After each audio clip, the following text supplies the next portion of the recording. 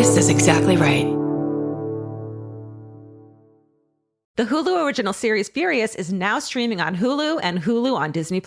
Starring Emmy Rossum as Alice Black, Furious follows a rookie FBI agent on the hunt for Catherine, played by Lola Pettigrew, a mysterious and calculating female serial killer. While Alice upholds justice, Catherine kills for it, terrorizing the rich and powerful men of New York in her pursuit of vengeance. With secrets that change everything, Alice discovers there's a thin line between hunter and prey. Watch the Hulu original series Furious. Now streaming on Hulu and Hulu on Disney Plus for bundle subscribers. Terms apply. Goodbye. I'm Nancy Glass, host of the Burden of Guilt Season 3 podcast. This is a story about a horrendous situation that destroyed 2 families. It's a scorched earth war that shows just how far someone will go to get what they want. Cindy said I had to choose between the truth and my family, and I had to choose the truth.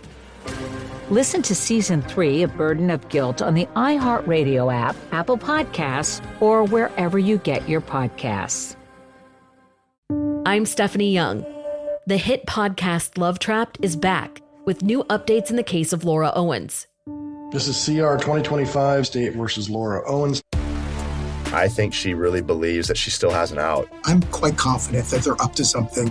We're following the case live as the criminal charges finally come to a conclusion. Trust us when we tell you, as the victims of Laura Owens, she will not stop. Listen to Love Trapped on the iHeartRadio app, Apple Podcasts, or wherever you get your podcasts.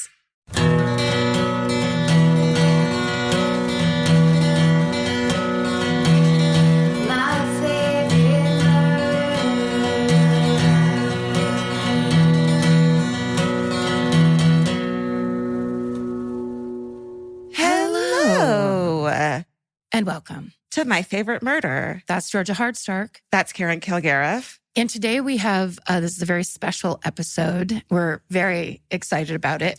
Our guest today, if you listen to episode 248, Georgia actually covered her case on this podcast. So chances are you may have heard it, or if you haven't, you might want to go back and listen. She is a survivor. At the age of 15, she escaped a serial killer, and her ability to stay calm and pay attention and be present in a horrifying situation actually led to this person getting caught. And then she went on to become an incredible advocate for survivors. And now she's here with us today to talk about all of those things. We're so happy that you're here with us today. It's Kara Robinson Chamberlain. Hi.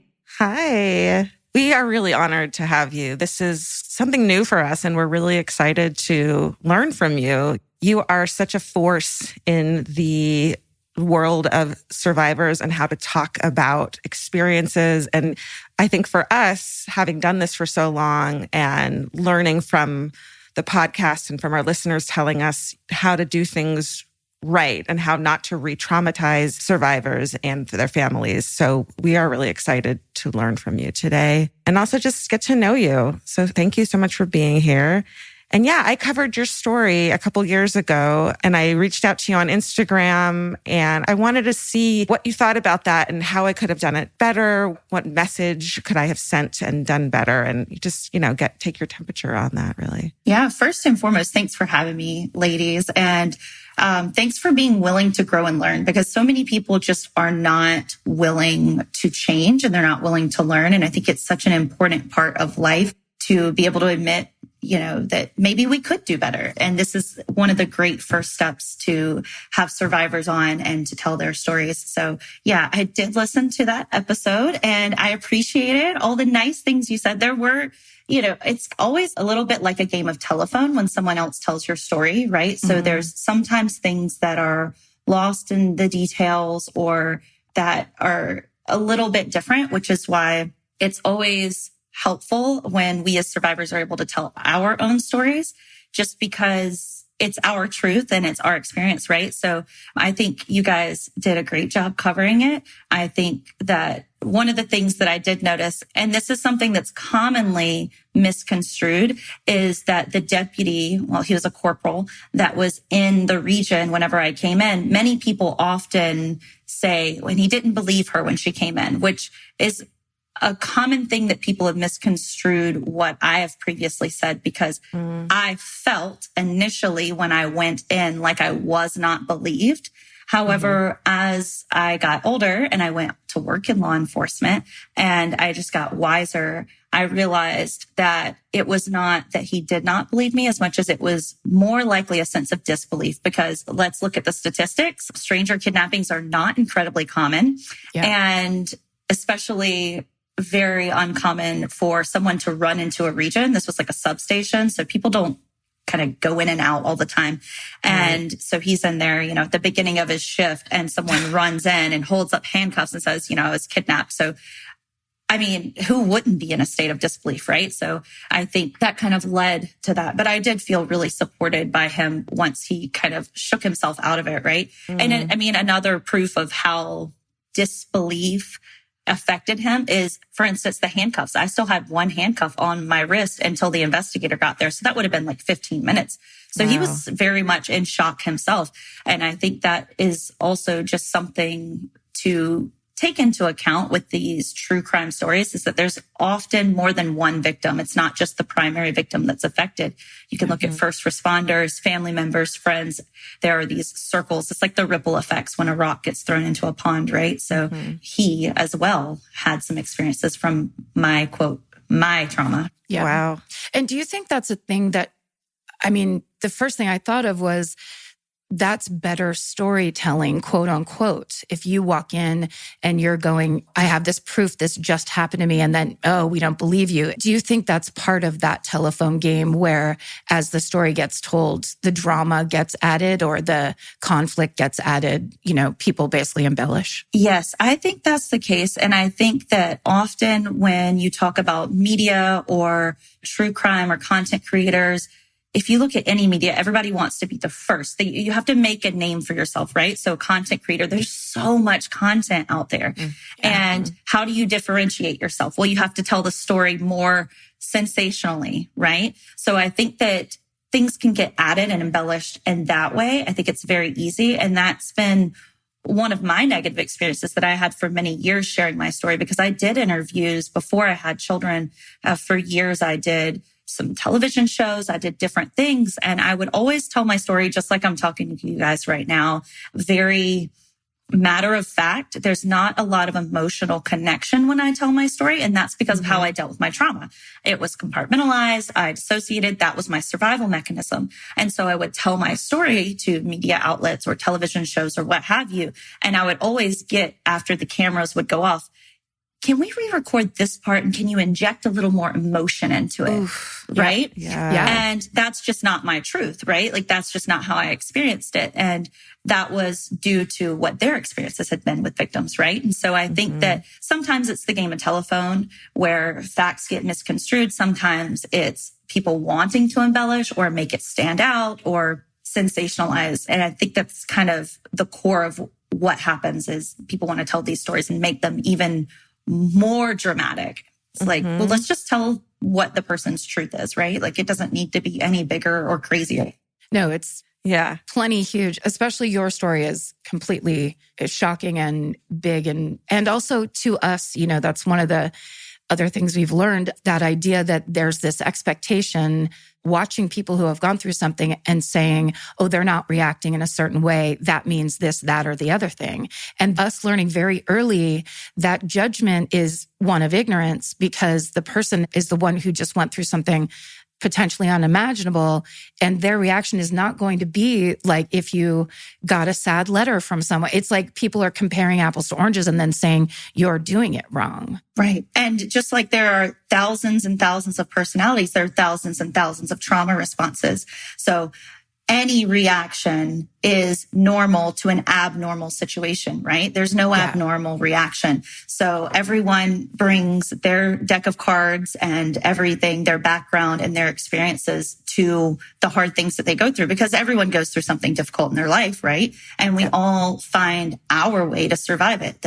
We all are born with a survival mechanism. We all have, fight or flight, and to expand it, fight, flight, freeze, or peace. And so that is made to protect us, and everyone will react to every single situation differently. Definitely. I think even seeing this perceived calmness when telling your story, people probably assume that you're fine now. You know what I mean? It's like they want to see this crying, they want to see emotions. And that means that to them or to people that you're feeling it. And then this calmness is like, well, then she's fine and she can talk about it and I can talk about it and it's okay. But that whole disassociation thing I totally identify with. And I think that that's such an important thing for people to realize happens in a trauma situation.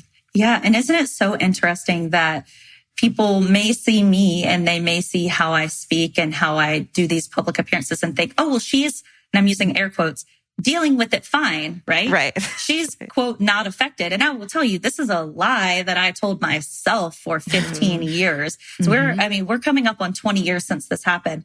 And for 15 years, I was like, this doesn't affect me. You know, days and days and weeks and months can go by and I don't even think about it. It doesn't affect me at all.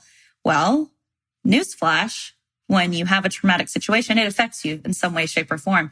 But mine wasn't an emotional impact. It was that I continued to suppress all of my emotions and I didn't feel things and I tried to numb and my body was still feeling all of that stress. So the majority of my healing has been within my body and learning how to feel feelings again, which is so gross and inconvenient. But God, I hate it so much. It's the worst. It's so funny because it's what you needed. It's what you personally needed is to not feel the things and to not deal with them right now and to put them away. And you made this incredible, it worked. You made this incredible life. You become a victim's advocate. You're a mom. It's like, it worked for you. And so maybe in the last 5 years or whatever, you're ready now with this support system and with this strong personality to now deal with that. And I think that that's okay. If you had dealt with it 10 years ago or right away, you might not be in a position to help other people and yourself. You can't blame yourself for needing those things, really. And I think a lot of people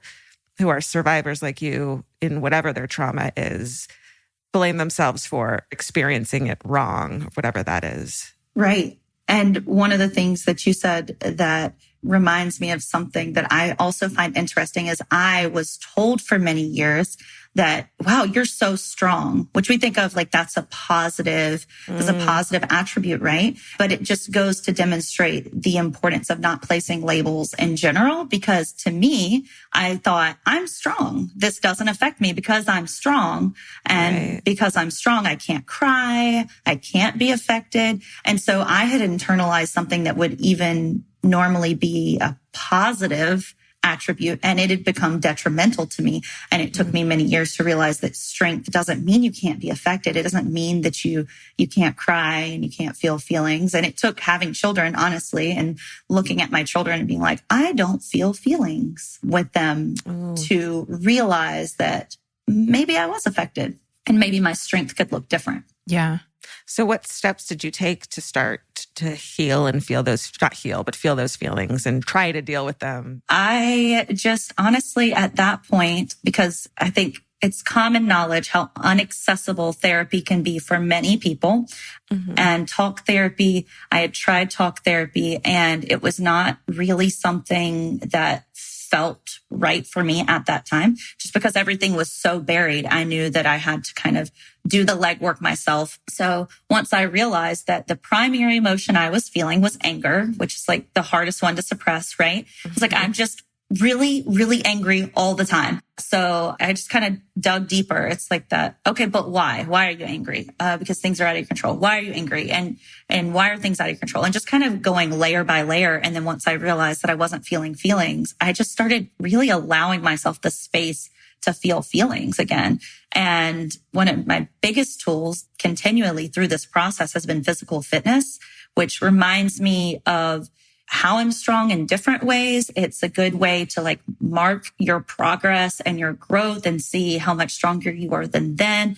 It teaches me to give my body rest and grace. And it's been kind of my biggest learning environment has been the gym for me. And it also helps me to kind of feel like I have probably a little bit of ADHD, and I sometimes feel like whenever there's a lot going on, I told my husband that it feels like I have a big, gigantic cardboard box that somebody just dumped 1,000 bouncy balls into. And my brain is just like, yeah.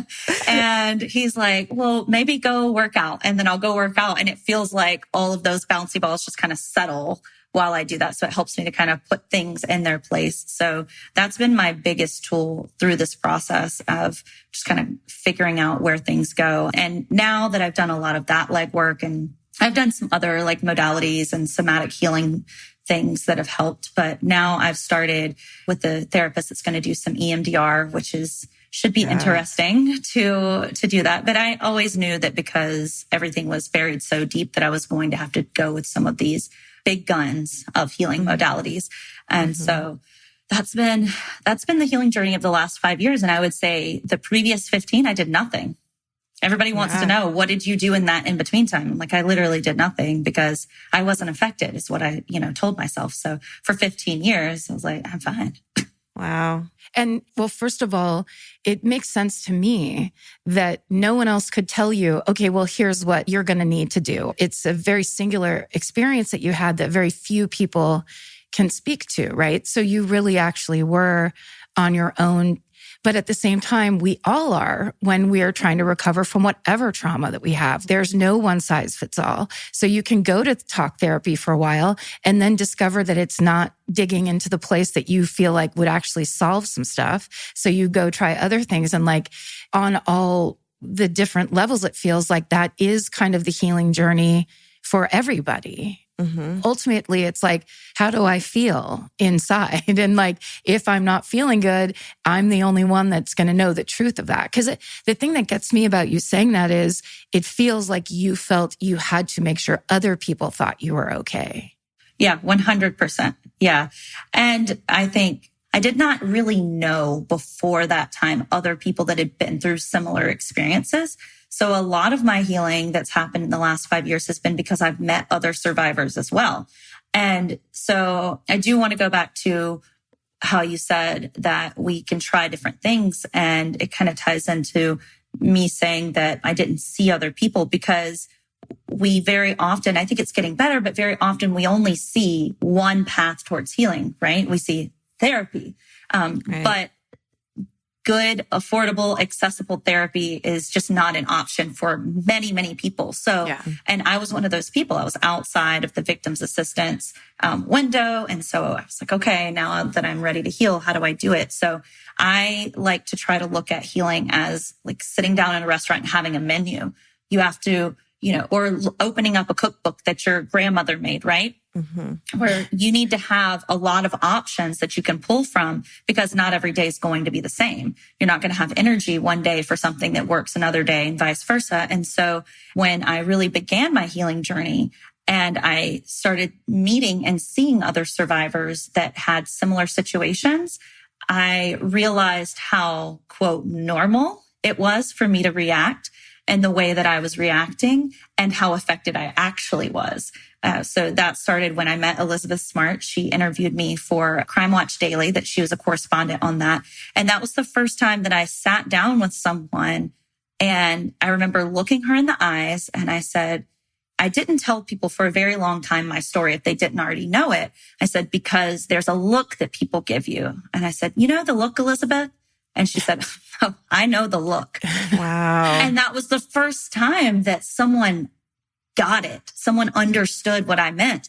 And that kind of began this passion and this drive that I have to show people these different ways to heal and the different ways you can feel affected. I went on about a year after having that interview with Elizabeth. I sat down on a couch for survivor talks with Elizabeth again and 5 other women who were kidnapped. And that was one of the most healing and impactful things I've ever done in my life. And it healed me in ways that I didn't even know I was wounded. And to sit there and talk about things that I dissociated. I didn't even realize what I had been feeling the last 15 years. And to hear them give voice to the thoughts that were buried deep in my subconscious, I was like, oh, this is what it means to be a public trauma survivor of a stranger kidnapping. Like, it's a very different, it's just like, I don't know what it means and what it feels like to be a sex trafficking survivor. So, you know, speaking to someone who is a childhood abuse survivor it's not quite the same. Mm-hmm. And so that began me having a passion for putting my content out there and my truths out there, because I think the more we see people hurting, healing in different ways and with different modalities, that will help other people heal, right? So healed people heal people, just like hurt people hurt people. And so I'm very open and authentic about my vulnerability and my journey. And I try to just show up as I am, because I truly believe that people need it. We need to see people that are on the same path as us. Completely. Was that an episode of TV of you guys all sitting down together?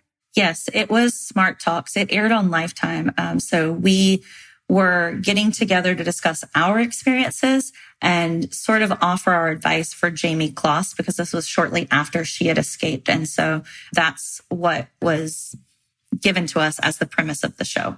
That in itself seems like some kind of therapeutic, you know, shame and trauma survives in the dark really well. And so it must have been hard to start sharing your story. You know, I have never had a problem sharing my story. I've always been willing to do it, but it was very uncomfortable for a long time to share with people who didn't already know it. So someone would be like, oh, I kind of have heard of what happened to you. Can you tell me about it? And I would be like, yeah, sure.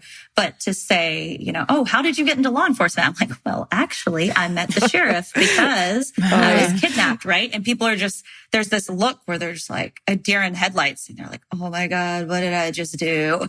Right? Yeah. And then often the response is, I'm so sorry that happened, which was, to be quite honest, people saying, I'm so sorry that happened was the reason I didn't share for a long time. It was that look and people saying, I'm sorry, because what it feels like to me when someone says, I'm so sorry that happened to you, it feels like you feel sorry for me.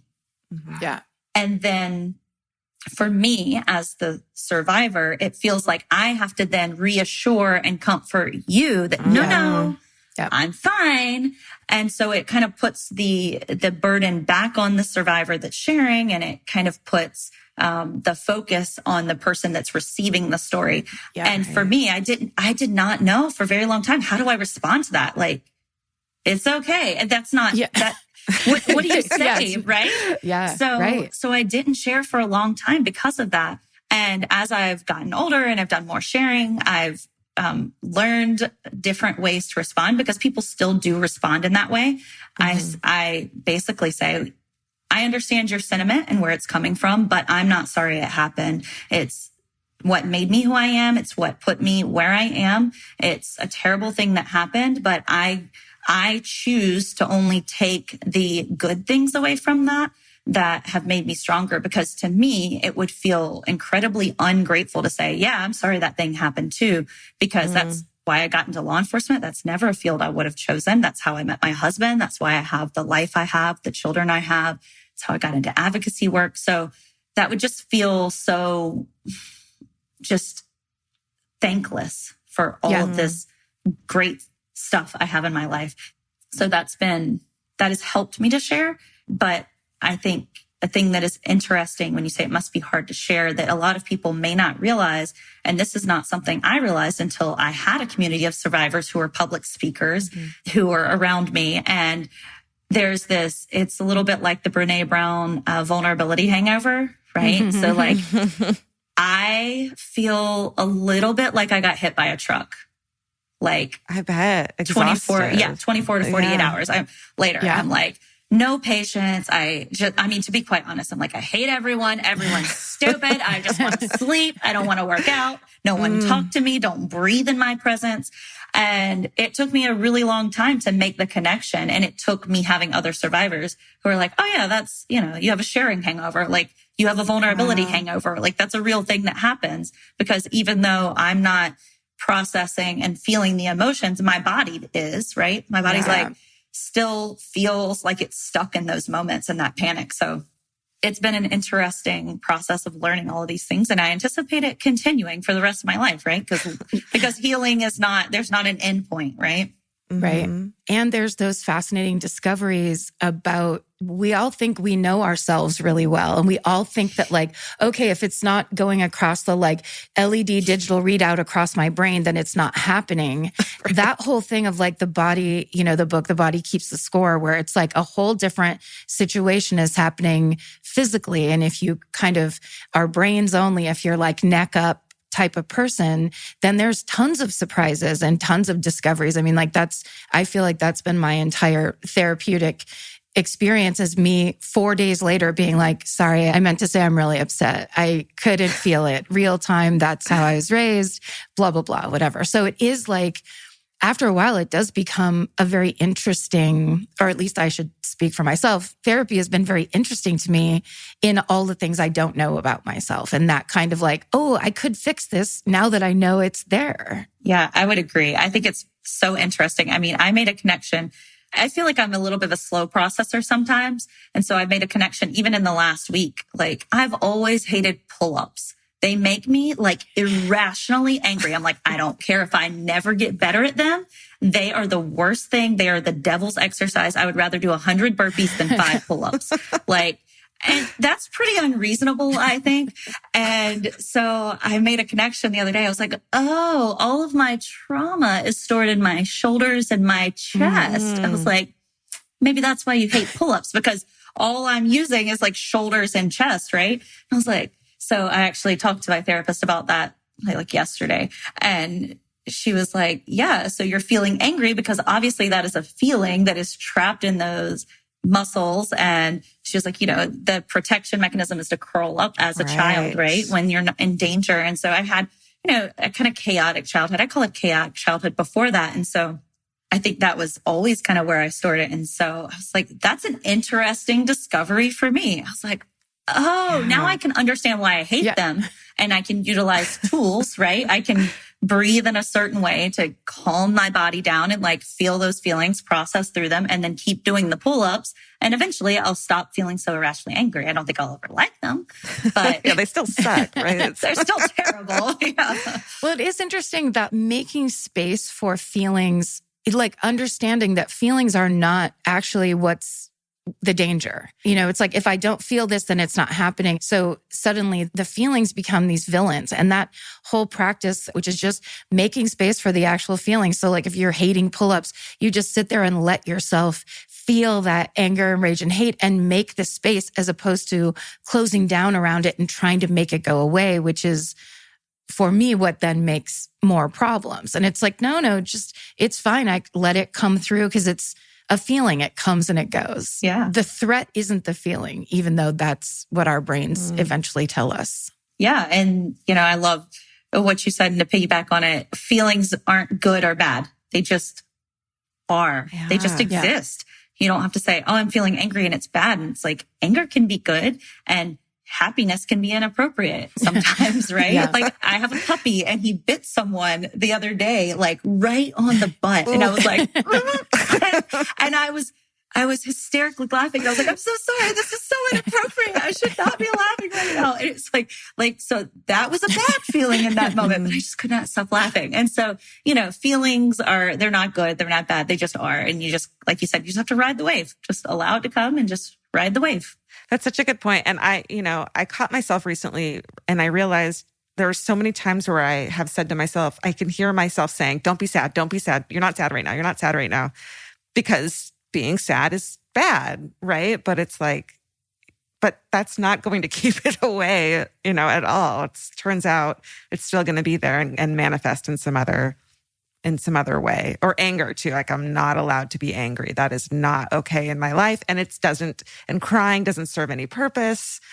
And so clearly that is a bunch of repressed emotions that don't go away, Yeah. And that's like the result of toxic positivity culture, right? It's like good vibes only. Like, it's like, no, there are so many other vibes. Like, you can have all the vibes here. We're like a vibe friendly zone. Like, feel however the heck you need to feel. Like, because how detrimental is it to be like, I can only be happy, Right. right? It's like, there are so many emotions in human existence. And I would even argue that without those more quote negative feelings, right? Like you can't appreciate the good feelings. Absolutely. If you've never felt low, if you've never been in a valley, you can't appreciate a mountain, right? Mm-hmm. So I think it's just, they all exist for a purpose, and we just need to feel them all. Yeah. Oh God, the me of 5 years ago would be like, shut up. This is a safe space for that kind of talk here, I promise. Yeah, the old me would be like, you're so embarrassing. I'm Nancy Glass, host of the Burden of Guilt Season 3 podcast. This is a story about a horrendous situation that destroyed 2 families. It started more than 7 years ago when Cindy and Kenny were 2 40-somethings who had just gotten engaged. Days later, they walked into a scorched earth war they never saw coming. Turn around and place your hands behind your back. The cops came into my house and threw me in jail. And to Cindy's surprise, her fiancé Kenny was charged with abusing one of her children. I never once doubted Kenny, and I always doubted the accusation. On Season 3 of Burden of Guilt, you'll hear a story about the lengths someone will go to in order to get what they want. This case has got to be one of the most despicable. Listen to Season 3 of Burden of Guilt on the iHeartRadio app, Apple Podcasts, or wherever you get your podcasts.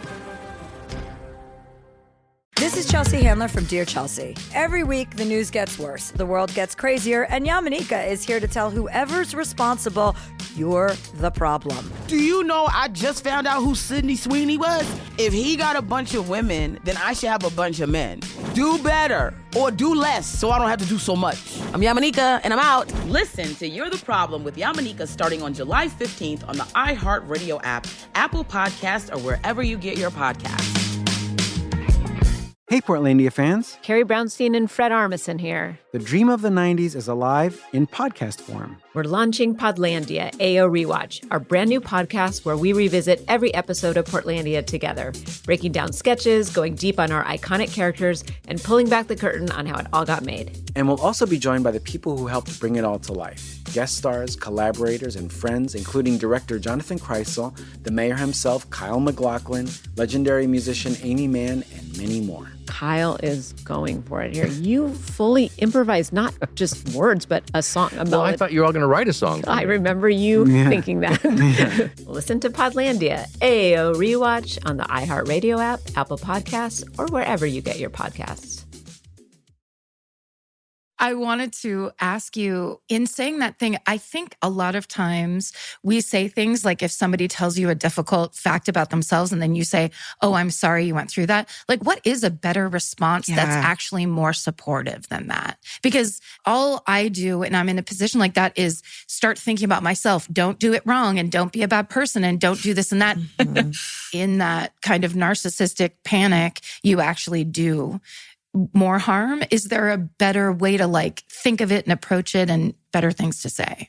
Absolutely. Thank you for asking that. Because I had to actually think about this. What would be the things that would be more supportive? Because I was asked this a lot when I started, putting out content. I was like, don't say I'm sorry. And people are like, what should we say? And I was like, well, let me think about it. So I will speak to someone like me. I will speak to my own experience. It's very different for different experiences, whether that be, trafficking or the death of a loved one or the death of a child or things like that. They're all very different and every person is different. But for me, the things that I felt were more helpful were the comments that made me feel empowered. So even though I took it too far, eventually, when people commended me for my strength and my bravery, that felt a lot better. And that helped me to kind of shape who I became. But if someone were to disclose, because chances are, if you are a human in this world, someone will disclose a sexual assault to you at some point in your life. Very often, the first person that someone discloses sexual assault to is a close friend or family member. And how that person reacts, no pressure, guys, but how that person reacts dictates how they treat themselves and if they go forward and report. Right. So the first thing that we as advocates always tell people is to start by believing. So whether you say, if it's appropriate to say, I believe you, or you just convey that you believe them, that's always the first step and the most helpful thing. Some other tools that I've given people, I speak to law enforcement a lot and other first responders and give them tools. And so I think it's always helpful to say, thank you so much for sharing that with me. Like, thank you for feeling safe enough to tell me your story and your truth. That really means a lot. I feel honored that, and I hope to hold space for you and to let them talk and let them lead, because chances are they have feelings, and very often people do say, I'm sorry, and they try to kind of make it about themselves, or they don't know how to respond. So they probably want the space to be able to talk about how they feel. And so asking, like, how do you feel? How can I support you? Is there anything that I can do? They may not know, but you can just sit there and listen. Mm-hmm. And then I think it's also appropriate many times to not tell your own experience. Just let them continue with their experience. You mean how we just... No, not at all. We're like, I want to talk about my therapy. Yes. No, I'm like, don't compare. Don't be like, but your trauma is worse than mine. Right. It's like, it's not. It's just is. Like, we just all go through bad things. But if they ask, have you experienced anything similar, then that would be an appropriate time. But really just to be like a loving, supportive person. So I think really the most helpful things are, I'm still working on this as well, because my default response is, I'm so sorry. And I'm like, I know I shouldn't say that. Like, I'm the one that's bothered by it, right? When I have spoken to law enforcement, one of the tools that I tell them is to say, thank you for trusting me. Mm-hmm. And then that they believe them, and to tell them that I guess it would be different with law enforcement, but with law enforcement, that they will do everything they can to help them and to really be authentic, which was that was a learning journey in and of itself when I worked in law enforcement and I investigated sexual assault cases for a while. Mm-hmm. And I was like, how do I tell people that I have to close their case because there's not evidence, right? Like, how do I let them know that I believe them? And I was lucky enough to have someone that I was training under in investigations who gave me the term that I went on to take into my advocacy work now.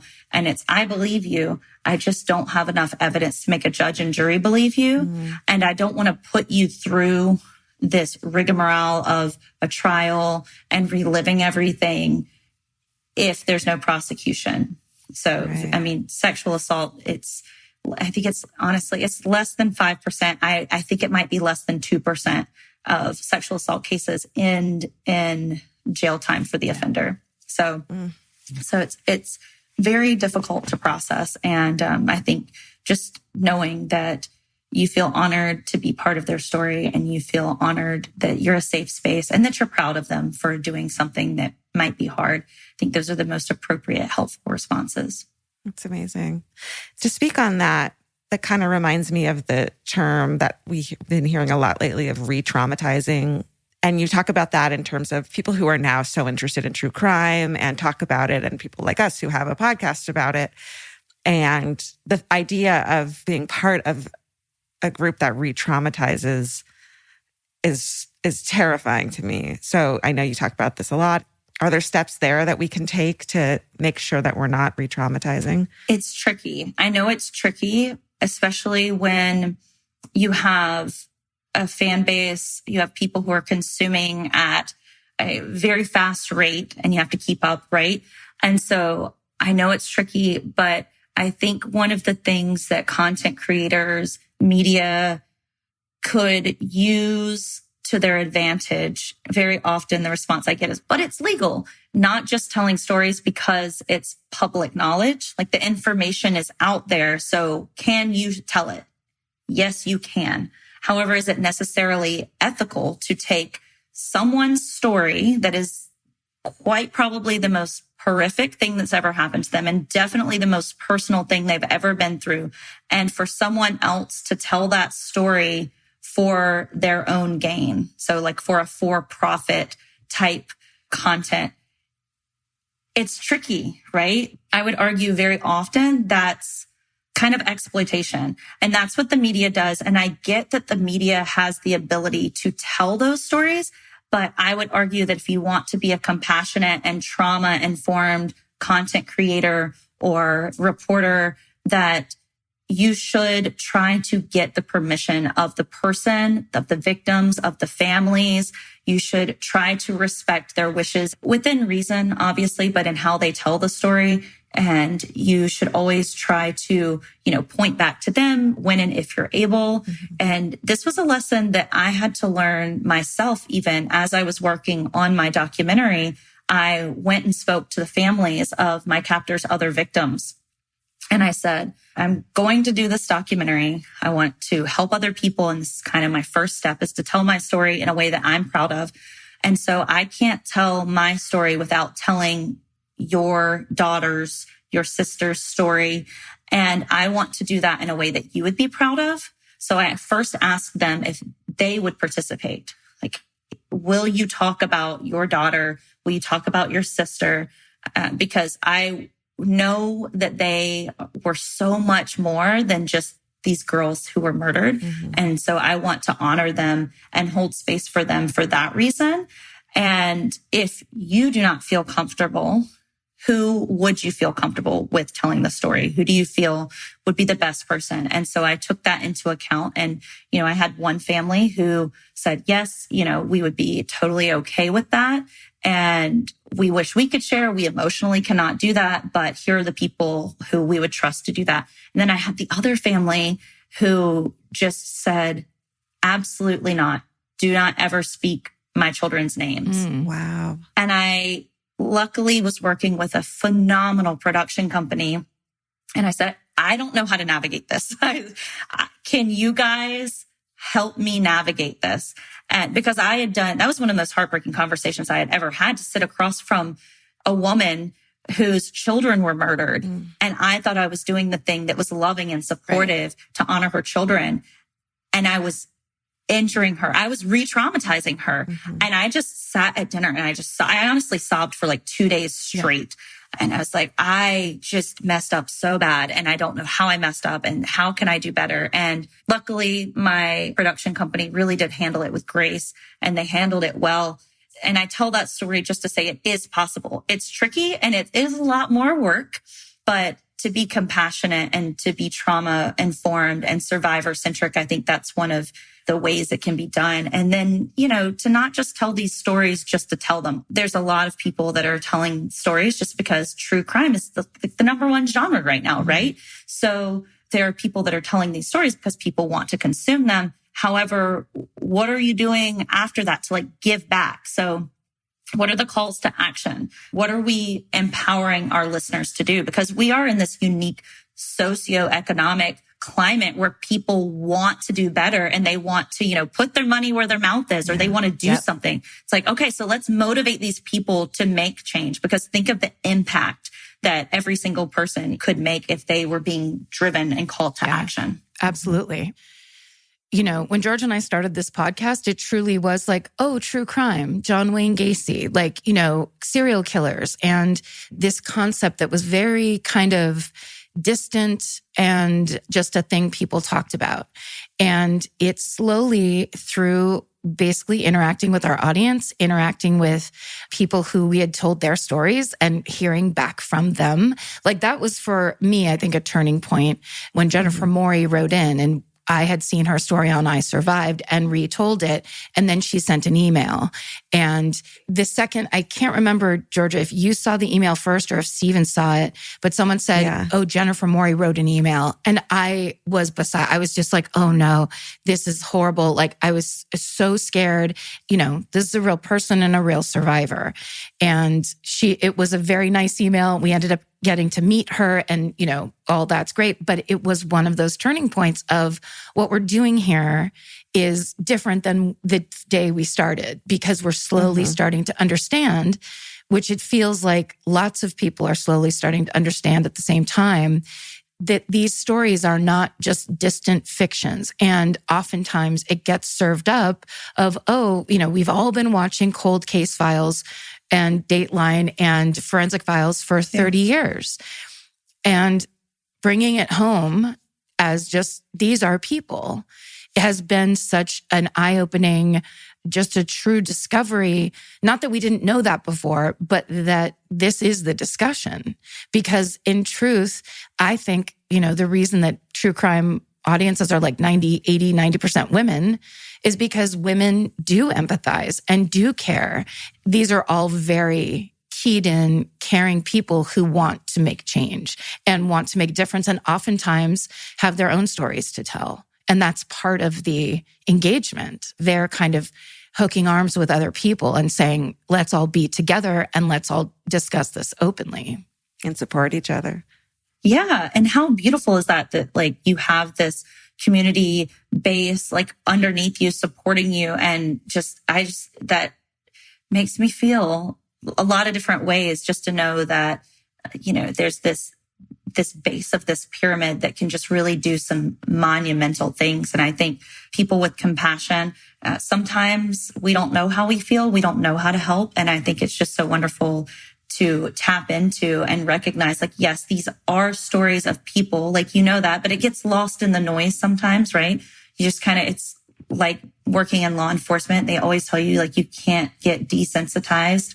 You can't get complacent about what's happening. And I think it's the same kind of thing when you're telling these stories day in and day out. And so to tap into, hey, these are people. So how can I motivate these other compassionate, driven people? Let me give them, somewhere to point that. Like, let me just give them something powerful that they can point all that compassion towards. And, it's just really, it can be really powerful if you're willing to harness it for good, right? Like anything can. Yeah, definitely. So when you attended the police academy, there's that story that your case was taught in class. That had to be completely surreal and mind-boggling, I'd imagine. Can I use language before I answer this? Yes, we want always the real reaction. Always.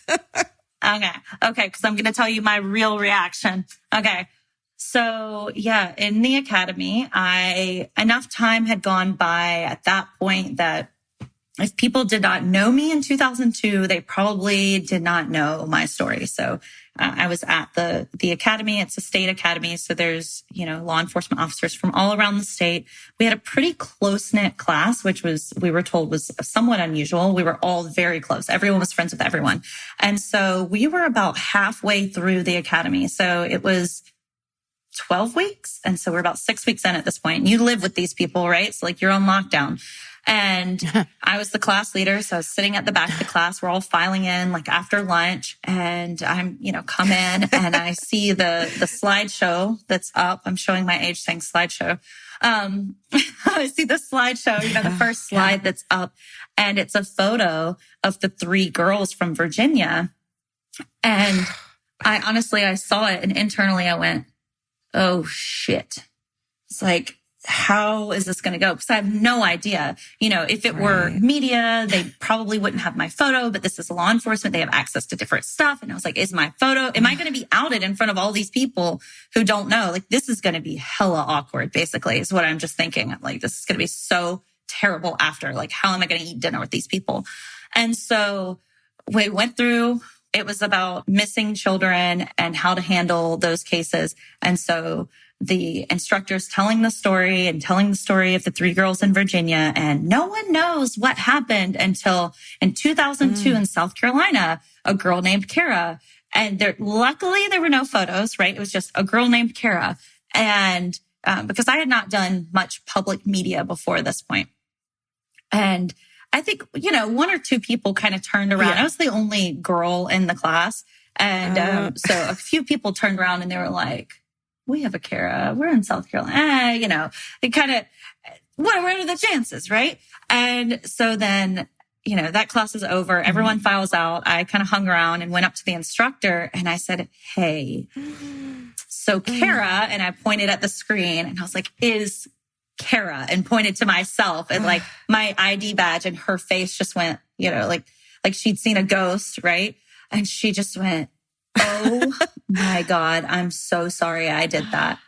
But did I get everything right? I was like, yeah, for the most part, like, you did a great job. And she was just, apologetic. And that's what I remember the most was that response. And then a few days later, I got called into, the law enforcement leader over instruction. I got called into her office and she said, so we would like to give you an award at graduation for outstanding bravery. And I was like, okay, so I'm going to have to tell my classmates because, again, we've been here together and they're going to be like, what the hell is she getting an award for? We've literally been doing all the same stuff she's been doing. And so I did. I got everyone together for dinner one night and I told them my story and I said, they're going to give me an award. And everyone was just like, oh my God, we're so proud of you. They were super supportive. They're phenomenal. And then, I got an award at graduation. And that was the beginning of kind of my public speaking career because there was media there and it's a story. I think it's, I'm moving. It's usually on the shelf behind me. I would normally be like, and there it is, but it's not there right now because it's probably boxed up. but yeah, it was a very interesting experience to say the least. Yeah, that's surreal. When people call you brave, and is that weird when people tell you how brave and badass you are? And, It's so weird. To be honest, it's so weird. Have you gotten used to it? No, I don't get used to it. I'm just, so another thing that happened when I was in the academy is there was an officer that came and spoke to us and he was shot at point blank range when 22, he was shot in the face and his radio didn't work. And he walked a mile to where his radio worked and called into dispatch and told them, very clear, like this description. He was just so calm. We actually were able to hear the dispatch. And I remember sitting in that class and thinking, I don't know if I could do that. If I was shot in the face, like drag myself a mile to the road. And then, as soon as that thought hit me, I was like, what are you talking about, you idiot? Like you've done something that a lot of people would hear and be like, I couldn't do that. Yeah. And so that was kind of the beginning of me realizing that we hear these stories and we think, wow, like what a badass or how awesome is she? And I could never do that. But the important thing to remember is that you absolutely could. Like we all have something inside of us that wants us to survive. Like we have an actual system in our body that is only for survival. And so you never know what you could do. And that helps me to kind of come to grips with it too, because I always think, is it that amazing? Because I'm like, I don't know. I was just doing what I had to do to survive. And so to me, I'm like, I just lived. Right? Like it's this weird thing where I'm like, I don't get it. I don't agree. Because I think everyone sort of has that in them, right? Like you hear all these amazing stories of women who lift cars off of toddlers, right? And so I think, that's why it's weird to me, but I will grudgingly accept it. It's just your experience. So from the outside, it is an incredible story and it is an inspiring story because of exactly what you just said. Like I think, and maybe that is part of people watching true crime is I would be so scared if this happened to me. Look what she did. Like she was scared and she was, in a horrible position. And then look what she did. I can do that too. I think there is a little bit, which I'm sure is so uncomfortable. It's like, it's almost like hero worship in that way of going like, wow, that's the ideal of how I would want to be if this happened to me. And so, it puts you in this position of having to kind of be on the receiving end of other people's stuff all the time. It feels like. Yeah, I actually had someone leave a comment today and they were like, I aspire to be you. And I'm like, please don't aspire to be me. I'm like, please just aspire to be the best version of yourself. I'm like I am full of flaws. And it goes towards me saying, I'm a good victim that dealt with things well. And it's like, no. That's why I try to be as authentic as possible to show people there's no right or wrong way. Like everyone is going to survive in their own way. And it's often messy. And sometimes it may be messy under the surface, right? It's that calm on the exterior and just chaotic inside. And it will catch up with those people that are calm on the surface and chaotic inside very often. I'm a prime example of that. And so, I think it's just something fun to think about. Yeah. Part of true crime for me and for us, I think, is that I am, having anxiety. I am constantly aware of the bad things that could happen. Will I be okay? Won't I be okay? Am I just being paranoid? And then you read these incredible survivor stories like yours, and it gives me this weird sense of peace in that, okay, people have experienced these things that I'm constantly worried about and survived, and then in your case, thrived. And it's so inspiring. It does make me feel in a way that like, yeah, if Kara can get through that, then I can get through my fucking day. It's inspiring. Do you want to hear something that I heard recently that helped me with my anxiety about my children? So for me, once I had children, that's when I really started having more anxiety, just because, there are these little beings that live outside of me that I can't control, and anything can happen to them. And so I heard someone say this recently, and it just gave me a lot of peace. And so whenever you speak about trauma and the effects of trauma, you imagine two lines on a piece of paper. And one of those lines are your coping mechanisms, and one of those lines are the things that happen. So the more coping mechanisms and the more tools you have in your toolbox, that brings you closer and closer to that line of the bad thing that happens. And that space in between is where trauma occurs. So if you don't have enough tools and you don't have enough support to help you deal with bad things, then that space between those two is trauma. So that helped me to alleviate some of my anxiety about my children. And I think would help other people as well. It's like, yes, bad things can happen, but if you have tools and you have support and you have ways to deal with these bad things that are, healthy and move you towards health as opposed to in the opposite direction, then there's not as much trauma. Yeah. Does that make sense? Yes, totally. I love that. Yeah. It's like there's resilience lives right there. And what we were talking about before, which is moving yourself toward health, is not about how other people see you. And it's not about putting on a brave face. That's not health. Strength isn't synonymous with health. I think you said that before, where it's just like other people deciding if you're okay has nothing to do with you feeling okay. Kind of like turning that more inside to like getting all those tools and all that stuff, not so that you can make everyone feel better, but so that you feel better. Right. And what even is health? Like, is that a destination? Like, what even is that? Right? Yeah. Like, do you ever arrive there? You're like, I'm healthy now. No, it's like, it's an ongoing journey. Right. And so, I think just even knowing that is helpful for a lot of people, where it's like a sliding scale, right? Like some days you're closer to doing things 100% great. And some days you're not. And you can have a really shit day. And then you can have like a really amazing day, one right after the other. And healing is not linear, right? It just doesn't go from point A to point B. It goes all over the place. And then sometimes backwards. Mm-hmm. Always backwards. Right. Always. So annoying.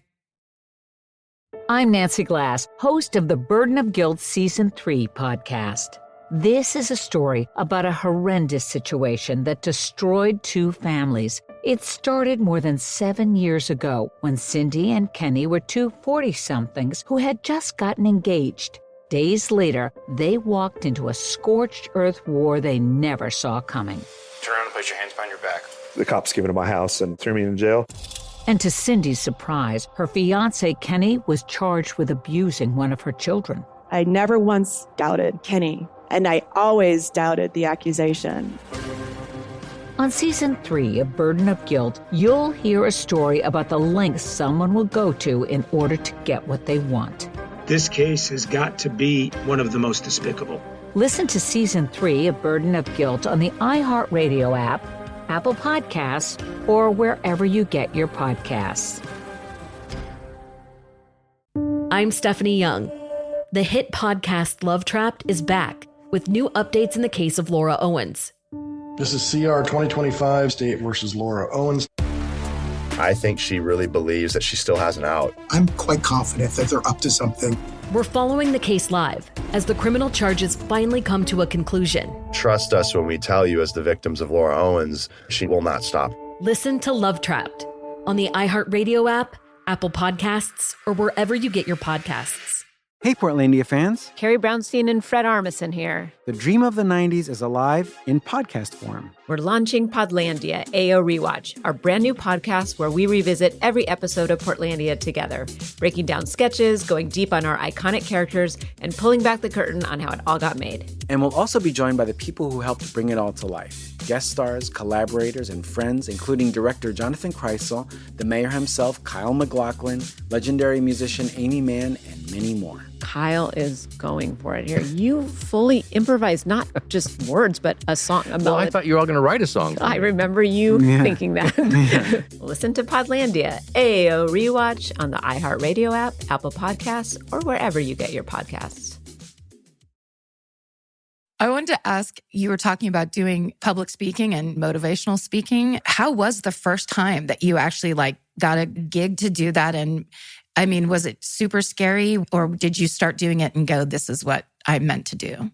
I think I always felt like that was what I was meant to do. So I don't even remember the first time that I did it. I'm thinking about it. I'm like, when was the first speaking thing that I did? I don't even know. So I think I've always felt like intuition has always been a big thing for me. So as soon as I felt the gun pressed to the side of my neck, I had this intuition. I will escape. I will survive. And here's how I will do it. It was an intuition. So intuition has always been a big tool for me in my journey. And so I always had an intuition that I dealt with this fine, right? My air quotes are coming out again. I dealt with this fine so that I could share and I could help other people.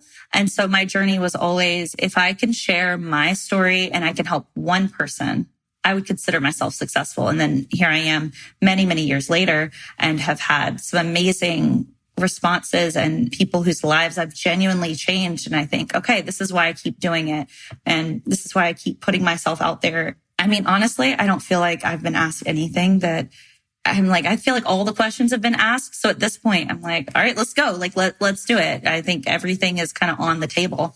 Having worked in law enforcement, especially, I'm like, let's talk. We can talk about all the things, but it has been interesting and empowering for me because sometimes the events that I'm the least excited about, to be quite honest, are the ones that I end up having the biggest impact. I did a pretty large law enforcement conference last year and I didn't really feel like it went that well, to be quite honest.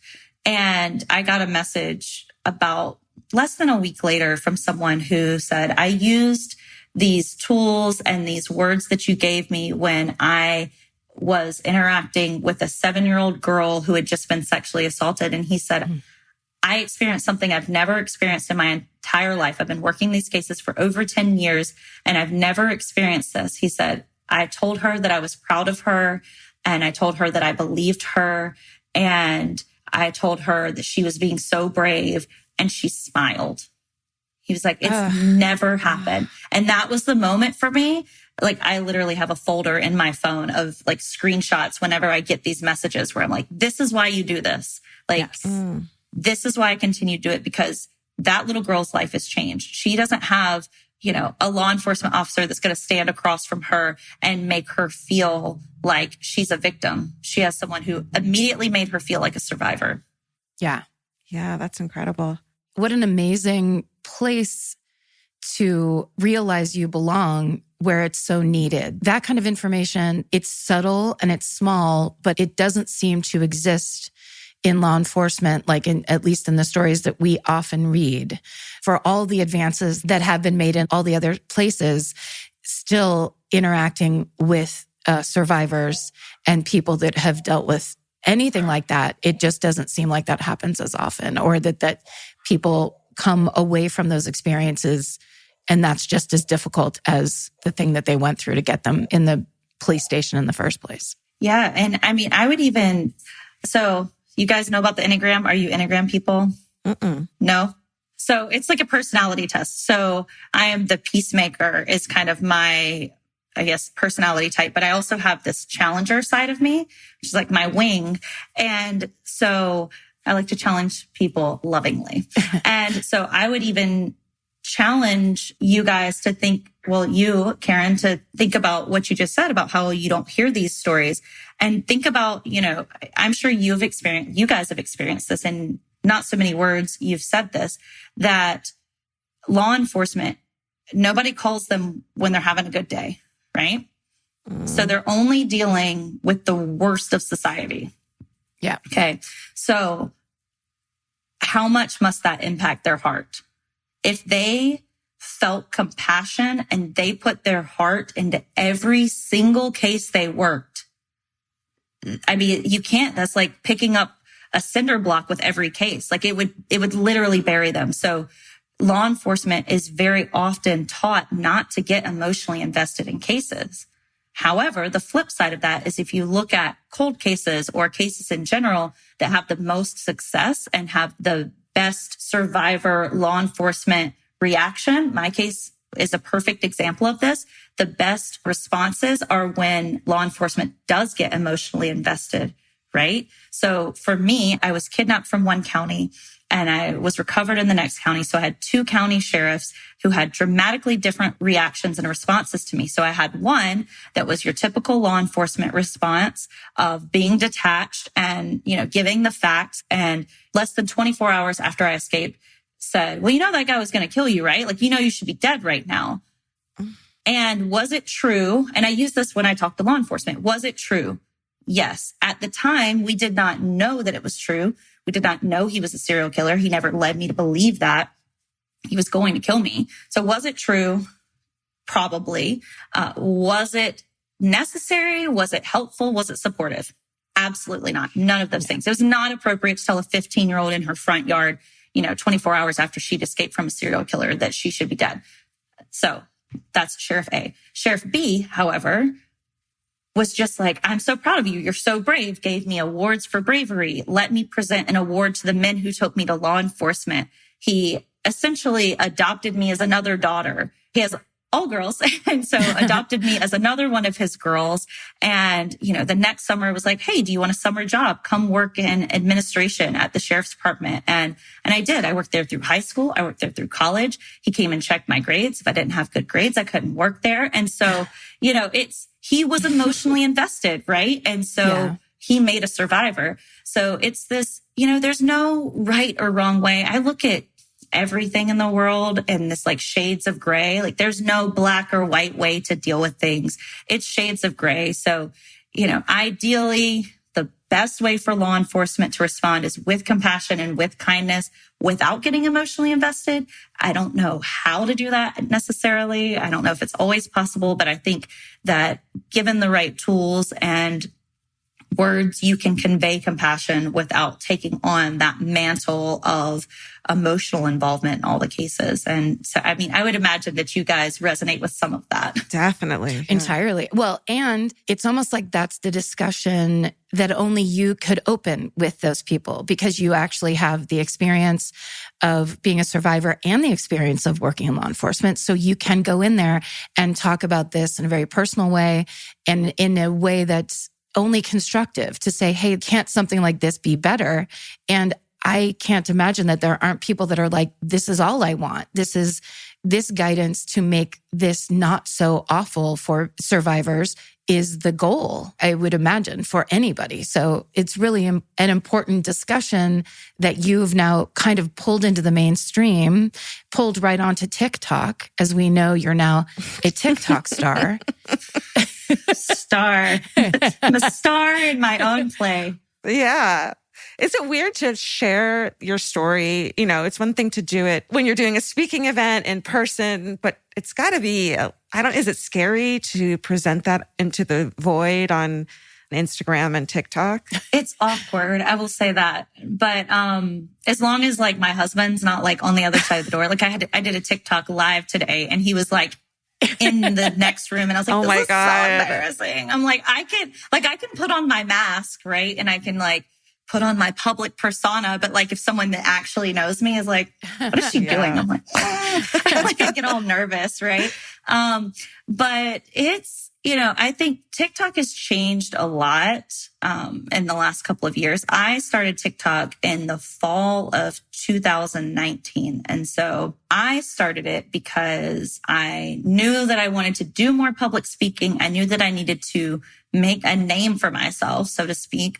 And the internet was this big, gigantic space, and trying to make myself known on Instagram was like, I'm a little fish in the ocean. How is anybody going to find me?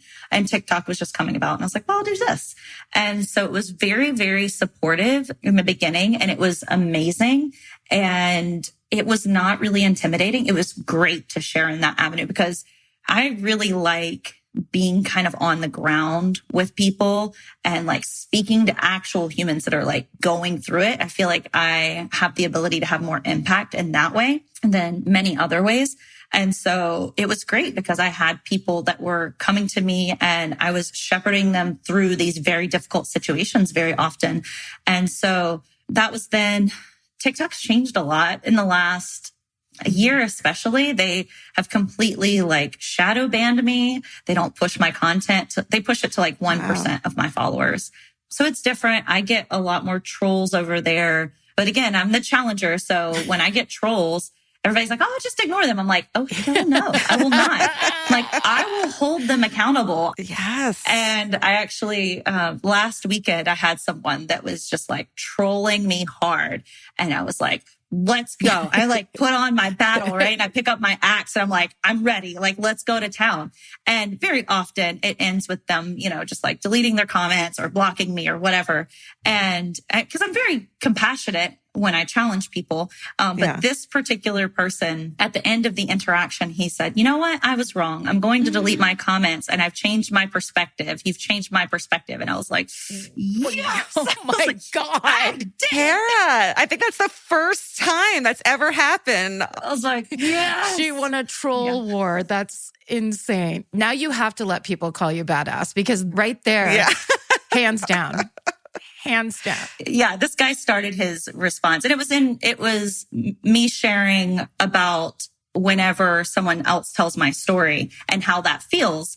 And he said, oh, boo-hoo. Like, you've shared your story in public. And I was like, excuse me? It's just like boo-hoo. And I was like, oh my God. I'm like literally like rubbing my hands together. I'm like, let's go. I'm like, I'm ready. So you're saying I should start engaging the trolls again? I think that's what I'm taking away. Listen, sometimes it's just a good avenue. But you think, how often do these people actually get challenged, right? Right. Like, I live in this mentality of hold people accountable because they are never going to change if they are not held accountable. Like, my children, they're held accountable for their actions, right? Like, my son, he's 8, and yesterday in the afternoon, he ate all of the fruit in the house. And so that was like all that we had for breakfast was like parfaits. And so this morning he's like, I don't want cereal. I'm like, we shouldn't eat all the fruit. Like, you have to be held accountable for your actions. I'm sorry. You either eat cereal or you have a protein shake, right? So like, let's hold people accountable. And I think, if you come at people and try to hold people accountable or change their mind with anger, they're never going to change their mind, right? But if you compassionately hold them responsible for their actions, sometimes you can change people's minds. Not always, but sometimes it happens. Yeah. Not always. Not almost ever on social media. One of the things that helps me deal with these people also is to know that very often when someone's attacking you, it has literally nothing to do with you. Right. It's everything to do with them. And I just think, wow, how unhappy must someone be to attack someone else online?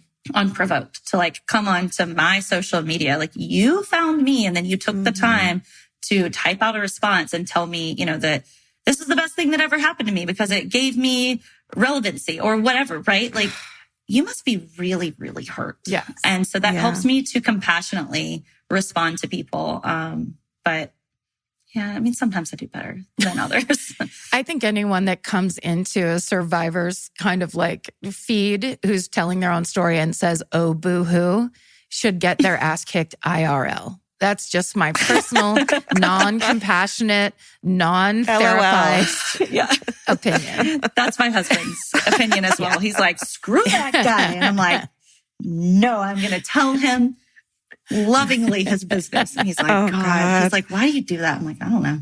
Oh my God. One thing that you have done, and we keep saying survivor, is that I think that you've changed the narrative of the word victim to survivor, which is probably really empowering for people who thought of themselves or were called victims in the past. Yeah. It makes it it puts the focus on the person who survived, right? So when you say victim, and I very early in my speaking career made this connection. I mean, I think back sometimes of when I was doing that, I was like 22, 23. And I was like, how wise was I to make this connection?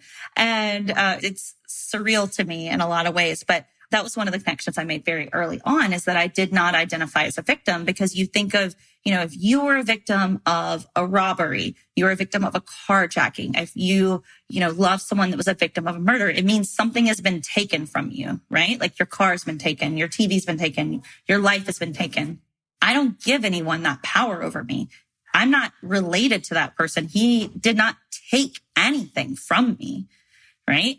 Because I retain the power within me. Yeah. So to call myself a victim would continue to give him power over me. Whereas to say I'm a survivor, that means, something bad happened, but look at all these positive things that came out of it.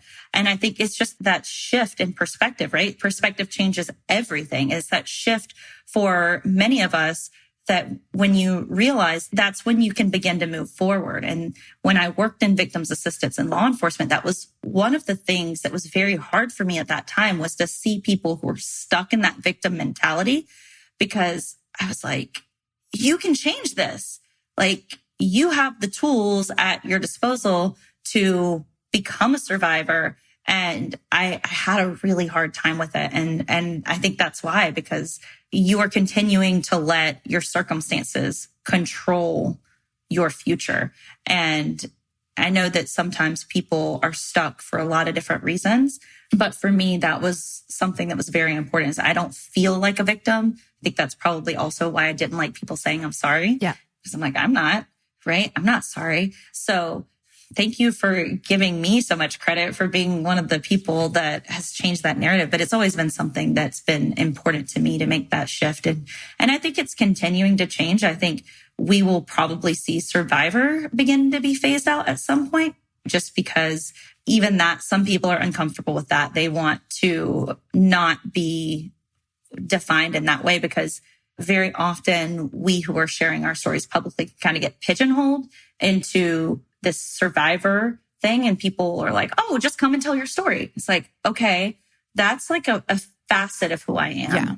I'm a lot more than that. And I would argue that the other stuff that I am, in spite of this or because of this, is the more important thing to talk about. I know people want to hear the story, right? Because it's compelling, but that's kind of why I would imagine that as this continues, we'll begin to see other terms pop up. I'm not sure what they'll be yet. And I think everyone will have something different that fits them. But for right now, I think survivor is kind of the best term for when you're speaking of people who have survived horrible things. Yeah. You're setting this kind of pattern of saying, here's what works for me. And since this is my story, this is how it's going to go, which is then empowering other people who see that and say, oh yeah, that's why victim always bothered me, is because I don't identify with that. And what do I identify with? The example that you're giving is that you're in charge of your own story and you get to dictate how that goes. That's exactly why I feel comfortable being a challenger, because there are so many people who cannot or will not be able to speak up for themselves, or they may not realize that they're uncomfortable with victim, right? So that's a small example, but that's why I feel comfortable challenging people with these different ways of thinking of things, because they may not have thought of it that way, or I'm speaking for someone who cannot speak for themselves or would not have the opportunity or the platform or the ability to speak in the way that I'm able to speak. And so that's definitely a big reason why I continue to do this and challenge. I just challenge anything I'm able to. I'm like, let's go. Yes. I love that. That's amazing. My husband does not. It's okay. It's like, do you always have to have your own way? I'm like, yeah, I do. I'm sorry. I'm trying to grow. I mean, you're thriving. You're a thriver. Maybe that could be a... Yeah. I think so. I think people love that. Like Victor, I think one of my keynotes that I give is like victim to valor. Like valor isn't really, a term necessarily, but yeah, it's everyone's going to be a little different. Yeah. I heard one recently that I liked, and it was, it's kind of like being a grief surfer. right? It's like you're a surfer. So it's like all these surfers that are out there in the water and you can't control the waves. They're going to come, they can injure you, but you can learn how to surf on the waves as opposed to just getting pummeled by them, right? And I was like, ooh, I like that. I'm a trauma surfer. I'm like, I'll take it. Yes, because that sounds really cool. The waves aren't going to stop. Like the waves aren't going to stop because even separate from your own story, regular life is still going to be happening. And so the size and the power of those waves, I've had this conversation with my therapist so many times. And it's like, you can stand there trying to fight against the waves and you're just going to keep getting knocked down and then going, why is life so hard? Or like you're saying, you can become a surfer. And then you actually, the idea is get yourself through these things the best way for you to get through them. Yeah, I love it.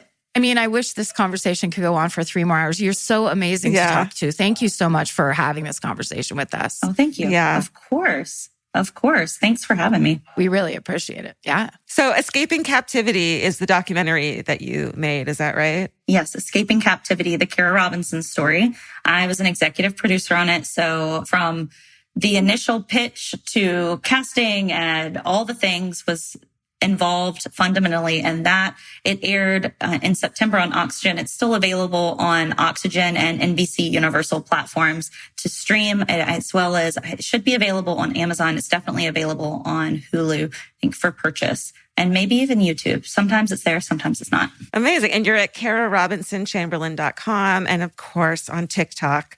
Same, and Instagram, Kara Robinson Chamberlain. Go follow her. It's so uplifting and awesome to watch her. Thank you. Thanks. I just, just show up in the best way I can. And I have times where I'm like, social media is exhausting. I don't want to do this anymore. Oh, yeah. But then I realized that that's how you actually reach the people, because you're right there in their hands. And I have, some other things that I'll be cooking up in the future that I need to be able to reach people on social media for those things. I'm like, okay, so I need to keep going. It's just so exhausting sometimes. It's a necessary evil, but you are helping people. Yes, so absolutely. Thank you. And when you're ready to do your podcast, please just let us know. Yes. Right. Well, listen, we got wheels turning because I have a lot. Cooking some stuff up. Oh, so many things. People are like, what are you up to? I'm like, well, kind of a lot. All of it. There's a lot of things going on. I'm like, how do I even summarize this? Yeah. Incredible. Yeah. Thank you so much. This has been really awesome. Great to talk to you and meet you. Thank you. Yeah, you too. Thank you. Elvis, do you want a cookie?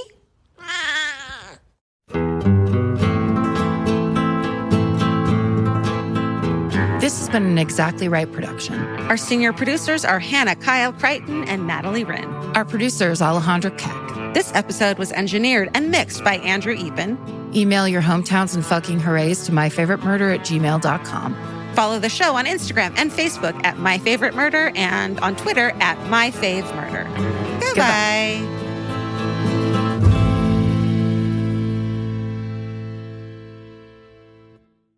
I'm Nancy Glass, host of the Burden of Guilt Season 3 podcast. This is a story about a horrendous situation that destroyed 2 families. It's a scorched earth war that shows just how far someone will go to get what they want. Cindy said I had to choose between the truth and my family, and I had to choose the truth. Listen to Season 3 of Burden of Guilt on the iHeartRadio app, Apple Podcasts, or wherever you get your podcasts. There was no anything inside those eyes. They turned black. It scared the hell out of me. People, wake up! I'm the one that saw the murder take place by Krivak and DePippo. Anthony DePippo showed no signs of remorse, appearing unfazed after being sentenced to the maximum. I said, I'm not guilty. I'll take it to the grave. Listen to The Devil's Quarry in the Bone Valley feed on the iHeartRadio app, Apple Podcasts, or wherever you get your podcasts.